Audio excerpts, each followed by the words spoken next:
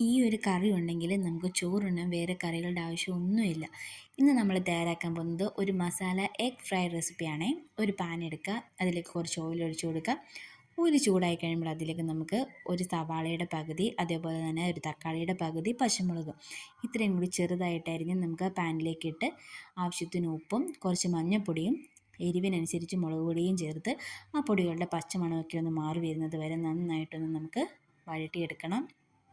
ആ പൊടികളുടെ പച്ചമണമൊക്കെ ഒന്ന് മാറിക്കഴിയുമ്പോൾ ഇതിലേക്ക് ഒരു നുള്ളി ചിക്കൻ മസാല കൂടി ചേർത്ത് കൊടുക്കുന്നുണ്ട്. അതും കൂടി ചേർത്ത് വീണ്ടും ഒന്ന് നന്നായിട്ടൊന്ന് മിക്സ് ചെയ്തെടുക്കാം. ഇനി ഇതിലേക്ക് നമ്മളൊരു മുട്ട പൊട്ടിച്ചൊഴിക്കുന്നുണ്ട്. ഞാനിപ്പോൾ ഇവിടെ ഒരു മുട്ട മാത്രമേ എടുക്കുന്നുള്ളൂ. നിങ്ങളുടെ ആവശ്യത്തിനനുസരിച്ച് നിങ്ങളെടുക്കുക.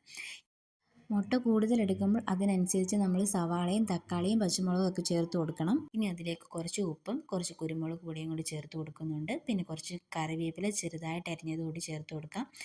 ഇനി ഞാൻ ചെറിയൊരു സ്പൂൺ വെച്ചിട്ട് ആ മുട്ട ആ മസാലയുടെ എല്ലാ ഭാഗത്തേക്കും ഒന്ന് സ്പ്രെഡാക്കി കൊടുക്കുന്നുണ്ട്. എങ്കിൽ മാത്രമേ നല്ലൊരു ടേസ്റ്റ് കിട്ടത്തുള്ളൂ ഈ മസാല എഗ് ഫ്രൈക്ക്. അപ്പോൾ അങ്ങനെ ഒന്ന് ചെയ്ത് കൊടുക്കുക. എന്നിട്ട് ഒരു സൈഡ് മൂത്ത് കഴിയുമ്പോൾ നമുക്ക് തിരിച്ച് നമ്മൾ നോർമലി മുട്ട വറുക്കുന്നത് പോലെ തന്നെ മുട്ട ഇത് വറുത്തെടുക്കാവുന്നതാണ്. ശരിക്കും പറഞ്ഞു കഴിഞ്ഞാൽ എപ്പോഴും നമ്മൾ മുട്ട വറുത്തതൊക്കെയല്ലേ തിന്നുന്നത്. അപ്പോൾ ഇങ്ങനെ കൂടി ഒന്ന് ട്രൈ ചെയ്ത് നോക്കുക. തീർച്ചയായിട്ടും നിങ്ങൾക്ക് ഇത് ഇഷ്ടപ്പെടും. നല്ല വെറൈറ്റി ആയിട്ടുള്ളൊരു മസാല എഗ് ഫ്രൈ ആണ്. അപ്പോൾ എല്ലാവരും ഇതൊന്ന് ട്രൈ ചെയ്ത് നോക്കണം. വീഡിയോ ഇഷ്ടപ്പെടുകയാണെങ്കിൽ ലൈക്ക് ചെയ്യാനും ഷെയർ ചെയ്യാനും ചാനൽ സബ്സ്ക്രൈബ് ചെയ്യാനും ആരും മറക്കരുത്.